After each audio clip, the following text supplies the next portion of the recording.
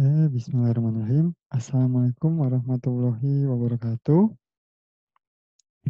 Oke, nggak kerasa ya, kita udah hampir setengah semester bertemu atau melakukan pertemuan menggunakan aplikasi Zoom atau secara tidak langsung kita melakukan pembelajaran secara online atau daring, seperti itu ya. Tapi saya harap mudah-mudahan walaupun metode pembelajaran yang menggunakan sistem daring seperti ini, kalian tetap semangat, tetap jaga kesehatan di rumah, karena mau bagaimanapun kondisi ini juga bukan kita yang mau gitu ya, seperti itu. Oke, mungkin langsung saja ke materi, seperti ini. Minggu kemarin kita sudah membahas tentang pemrograman modular menggunakan prosedur. Nah, saat ini kita, atau pada pertemuan kali ini kita akan membahas tentang pemrograman modular menggunakan fungsi. Saya akan share screen. Oke, nah,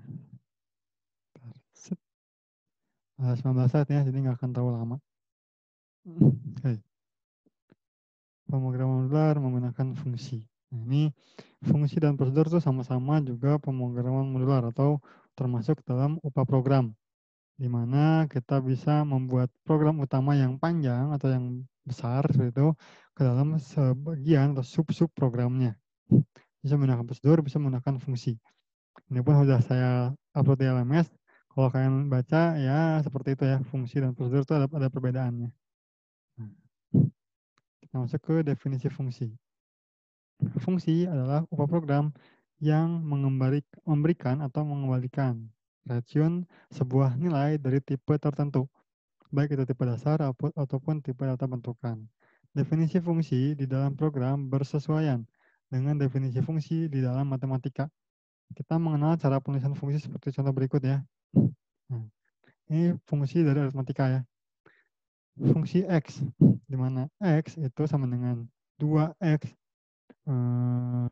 pangkat 2 ditambah 5X min 8.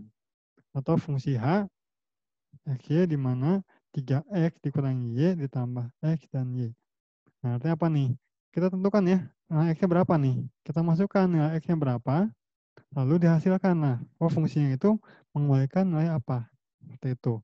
Sehingga kalau kita pecahkan nih misalnya nih ya, nah, pada contoh di atas, F dan H adalah nama fungsi. Jadi F dan H itu adalah nama fungsinya. Sedangkan X dan Y adalah parameter fungsi yang bersangkutan.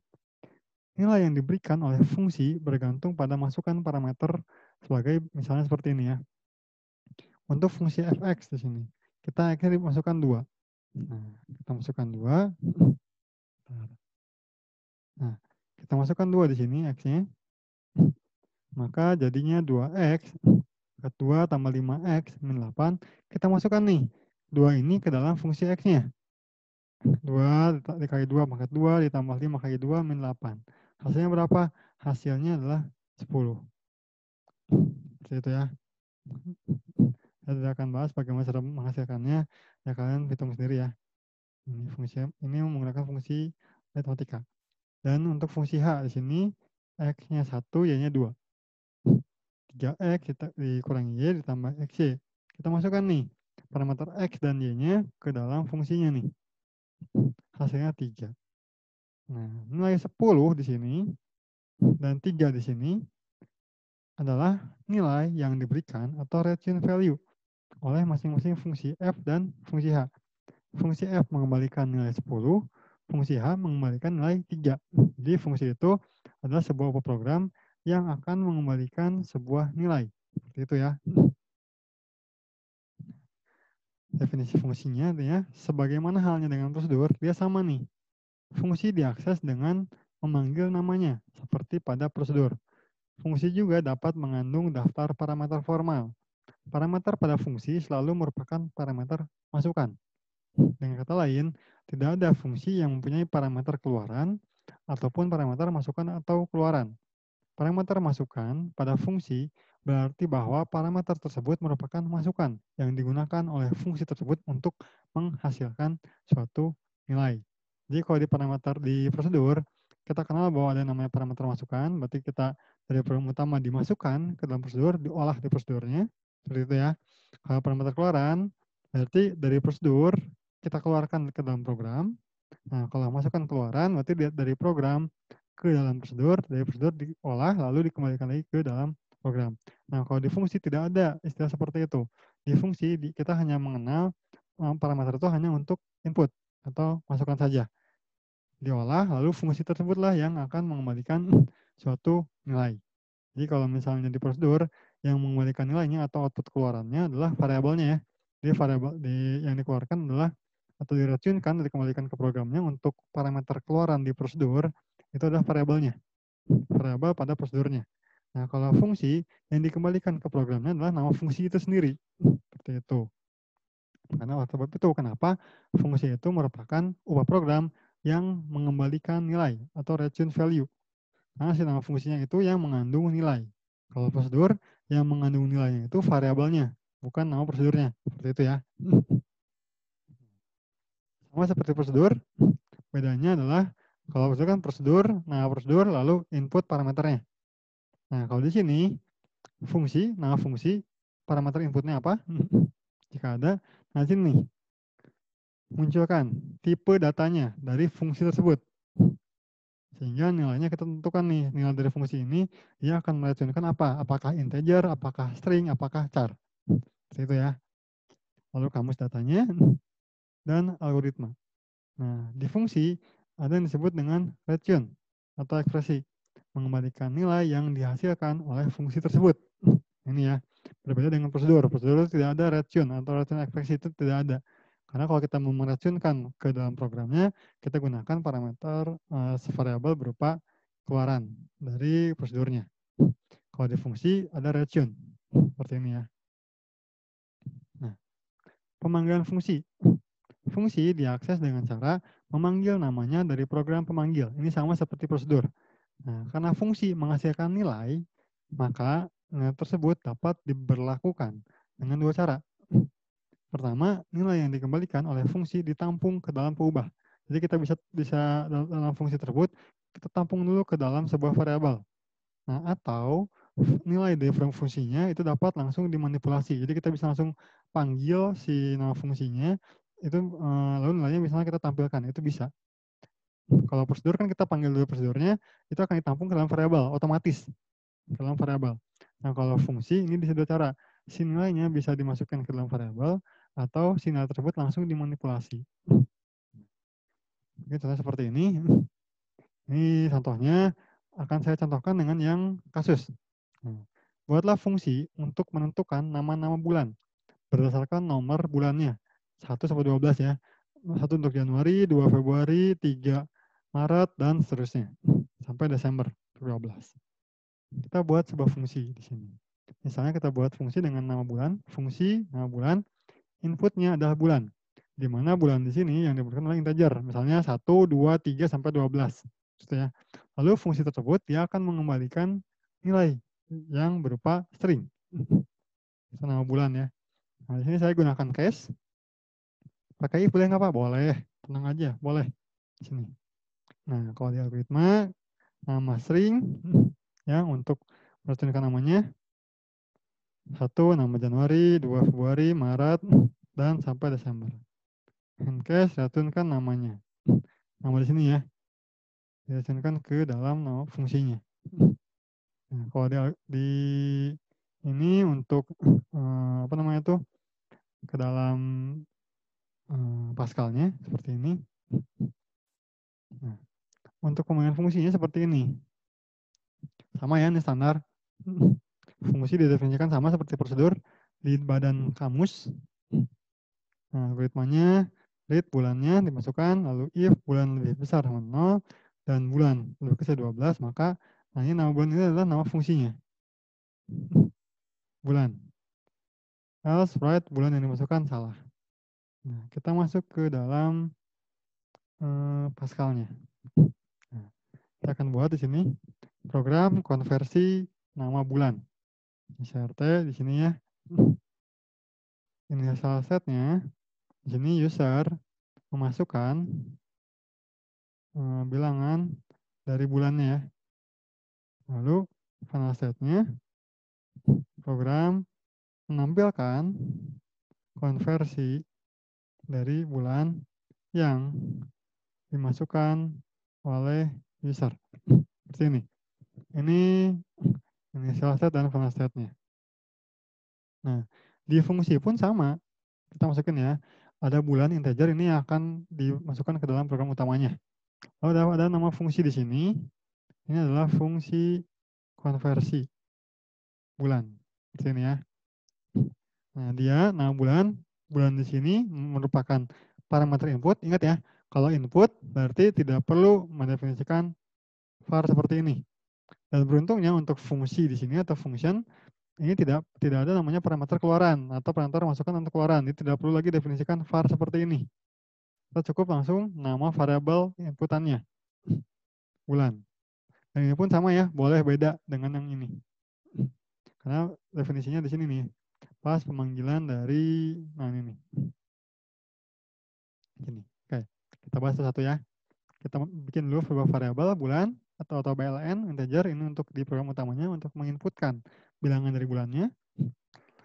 Lalu kita buat sebuah fungsi nama bulan sini parameter inputannya bulan dengan tipe data integer dan dia akan mengembalikan nilai dengan tipe data string seperti ini ya, titik 2 lalu string var nama string itu ya. Nah, case bulan of, nah ini pakai case ya, ini udah jamak ya, saya tidak akan jelaskan lagi. Lalu ada else, ini otherwise-nya. Otherwise dari case. Jika user menginputkan bukan dari 12, maka inputan salah. Jadi kalau di algoritma di contoh di slide, gunakan if dan else-nya di sini ya. Jadi masukkan bulan, kalau bulannya antara 1 sampai 12, maka masukkan ke fungsi. Nah, jika bukan, maka salah. Nah, di sini saya akan buat seperti ini bedanya. Hasilnya akan sama, seperti itu ya. Ini yang saya bilang juga, saya selalu menekankan bahwa saat kita mempunyai kasus, kita pecahkan dengan cara berbeda, terserah kalian, terserah pemogramnya, seperti itu. Yang penting apa? Hasilnya itu sesuai. Masalahnya terselesaikan. Oke? Jadi saya buat lagi nih, sebuah baru beda lagi nih. Kalau di dalam slide, if-nya di sini, di program utama, kalau misalnya di sini, saya buat if-nya di dalam case-nya. Jadi jika inputannya bukan 12, bisa 13, 14, itu inputan salah. And nama bulan. Nah, di sini ini adalah red tune-nya. Red tune nama ya. Nah, red tune nama di sini berarti nama bulan ini adalah nama fungsinya. Seperti ini. Dimasukkan apa? Variabel nama. Jadi variabel nama di sini akan masuk ke dalam fungsi nama bulan. Seperti itu. Oke. Ini ya. Nah, bulan nama. Ini adalah badan dari fungsinya. Nah, seperti ini. Ini bisa di pause. Pause saja ya oleh kalian. Seperti ini. Oke. Nah, kita masuk ke badan program utamanya. Lagi, nah di sini saya gunakan perulangan supaya biar ini ya, kalau bulannya lebih kecil dari 13 dia akan berulang terus. Seperti ini contohnya. Nah, kita masukkan nih, right, masukkan bilangan bulannya. Kita masukkan 1, 2, 3. Kita bulan. Nah, di sini saya akan gunakan fungsi di sini langsung dimanipulasi. Nah, kita bisa langsung nih, kita manipulasinya adalah kita langsung tampilkan. Jadi kan kalau mungkin kalau di prosedur yang ditampilkan adalah nama variabelnya. Kalau di sini adalah nama fungsinya. Nama bulan, lalu parameternya apa? Bulan. Seperti itu. Simpel ya. Ini tinggal di pause, lalu di ikuti.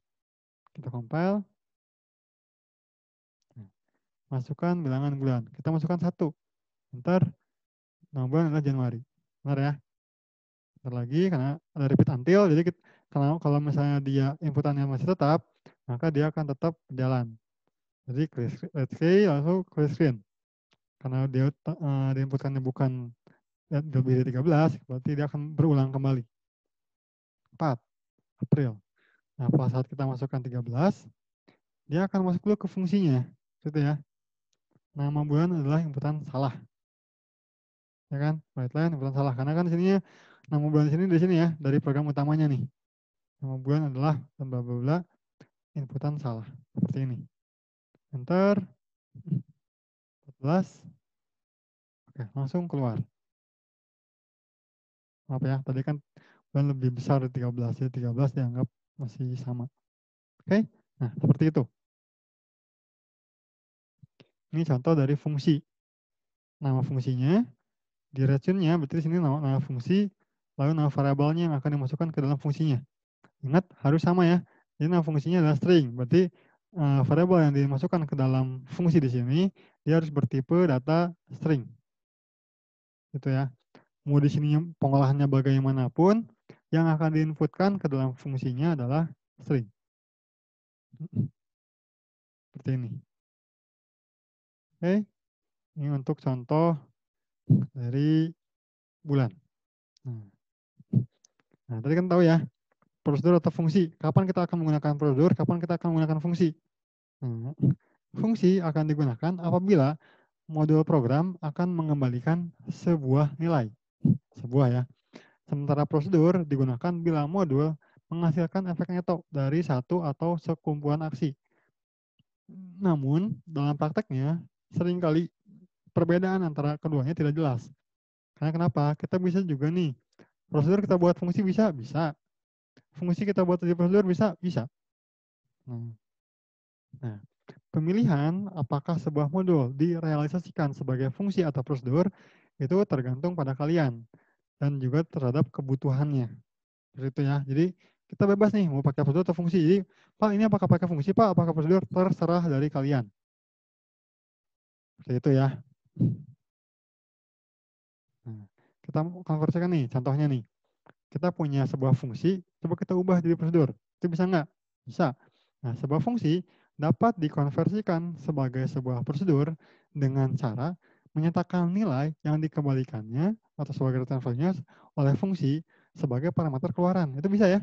Kalau fungsi dia otomatis jadi return value. Nah, kalau di prosedur gimana? Kita bisa gunakan variabel keluaran. Gitu ya. Nah, contohnya seperti ini. Misalnya kita buat sebuah fungsi max. Inputannya A dan B integer. Jadi kita melihat mana sih nilai dari A dan B yang terbesar. Maksnya dia akan mengembalikan nilai integer. Nah, contohnya kamu sih tidak ada di sini algoritmanya jika A lebih besar sama dengan B, maka return A. Maksnya adalah A. Kalau sama ya, lebih besar atau sama dengan B, maka returnnya A. Jika tidak, maka returnkan B. Simpel ya. Ini fungsinya. Nah, kalau prosedur bagaimana? Prosedur tentukan max. Input A lalu B, integer, output max di sini. Integer. Ini merupakan konversi dari si fungsinya ya, sebagai return value-nya ke dalam sebuah variabel. Sama, algoritmanya pun sama ya. Bedanya kalau di sini return, kalau di sini kita masukkan ke dalam sebuah variabel. Nah,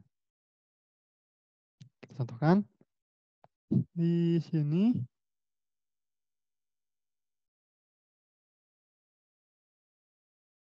nah, fungsi itu prosedur ya untuk nilai max. Jadi A, B, prosedur max. Ini digunakan untuk ini ya, untuk nama prosedurnya. Penampung. Penampung dari variabel keluaran dari prosedur. Oke, kita masuk dulu nih ya. Nilai max menggunakan fungsi tadi. Fungsi max di sini A, B, integer. Inputannya A dan B dengan tipe data integer. Lalu dia akan mereturnkan atau mengembalikan nilai berupa integer. Begin dan end. Sama ya ininya. Tidak perlu menggunakan kamus, berarti tidak perlu lagi kita definisikan var. If A lebih besar sama dengan B, maka kembalikan A fungsi max B. Di sini kan fungsi max ini adalah nama fungsinya ya. Lihat di sini ya. Kita bisa langsung masukin ke sini. Karena dia secara langsung seperti sebuah variabel yang bertipe data integer. Seperti itu aja. Gampangnya ya. Oke. Nah, ini yang menggunakan prosedur. A dan B integer. Nah, dia gunakan variabel keluaran max dengan tipe integer. Sama aja ya. Kalau di sini nama fungsinya, di sini nama variabel. gitu ya. Jadi kalau bedanya, kalau fungsi berarti nilainya itu akan ditampung di nama fungsinya. Kalau variabel itu ditampungnya di nama variabelnya. Nah, seperti ini contohnya. Masukkan nilai A di sini. Lalu kita misalnya memanggil nilai tertinggi menggunakan fungsi. Nah, kalau menggunakan fungsi di sini, kita bisa langsung panggil nama fungsinya di sini ya. Karena kan nilainya tidak perlu lagi dimasukkan ke dalam variabel. Bisa nggak dimasukkan variabel? Bisa. Seperti ini misalnya, gini ya, pengembalian atau misalnya kembalian ya. Kembalian fungsi sama dengan fungsi, maaf, titik 2 sama dengan fungsi max. A, B. Lalu di sininya kita ganti jadi kembalian fungsi. Nah, berarti di sininya pun harus kita buat sebuah variabel. Itu bisa, bisa. Seperti itu ya. Nah, ini untuk membedakan mana yang namanya prosedur, mana yang namanya fungsi. Ya, kalau fungsi di sini, kita bisa langsung panggil nama fungsinya untuk digunakan sebagai manipulasi. Nah, kita masukkan di sini manipulasinya untuk langsung ditampilkan. Fungsi max A dan B. Nah, kalau di sini, kita panggil dulu prosedurnya. Lalu kita tampung ke dalam sebuah variabel, penampung variabel keluarannya, lalu keluarkan. Nilai tertinggi adalah proc max di sini. Ini variabel ya. Ini nama fungsi, ini variabel. Kita compile, kita cobain. Nah, misalkan A-nya adalah 2, ini 3. Enter, sama aja hasilnya. Gitu ya. Jadi kapan kita menggunakan fungsi, kapan kita menggunakan prosedur, ya kembali ke kalian. Kalian enaknya menggunakan fungsi atau menggunakan prosedur. Gitu ya. Dan juga disesuaikan dengan kebutuhan. Seperti itu ya. Fungsi, prosedur. Oke, ini untuk dari fungsi ke dalam sebuah prosedur. Bisa, bisa. Kita bisa gunakan namanya variabel keluaran parameternya. Oke, ini yang prosedur, fungsi to prosedur. Oke, berikutnya dari prosedur ke fungsi bisa nggak? Bisa. Tapi ada syarat nih. Beda dengan fungsi. Kalau fungsi ke prosedur itu nggak ada syarat ya, karena kan dia mengembalikan nilai, kita si prosedur bisa dibuat jadi sebuah parameter keluaran. Nah, kalau dari prosedur menjadi fungsi, harus mempunyai satu buah parameter keluaran. Jadi kalau misalnya prosedurnya punya 2 parameter keluaran, bisa nggak menjadi fungsi? Nggak bisa. Ya. Dapat list sebagai fungsi dengan cara menyatakan parameter keluaran sebagai nilai yang dikembalikan oleh fungsi. Sama saja seperti itu. Nah, misalnya kita buat sebuah prosedur untuk menghitung nilai rata-rata. Inputkan datanya berapa, banyaknya, lalu outputkan U, misalnya, real, atau rata-rata ya. Rata-rata seluruh data di sini. X, Y, jumlah integer. Ini standar ya, untuk menghitung rata-rata. Ini bisa dilihat lagi. Ini fungsi. Dimana berarti rata-rata di sini dia akan menjadi real. Gitu ya. Ada regionnya di sini. Jumlah bagian atas. Sama seperti kita menghitung rata-rata. Oke. Nah, maaf, langsung terima kasih lagi. Nah, di sini prosedur to fungsi. Contohnya seperti ini. Nah, program yang belum berubah ya. N data integer jumlah datanya ya. R rata untuk prosedur. Rata fungsi real. Di sini prosedur proc rata untuk prosedurnya. N datanya variabelnya U. Ini masukkan jumlahnya. Ini hitung rata-ratanya. Nah, U di sini merupakan parameter keluaran ya. Satu, ubah ke fungsi bisa, bisa.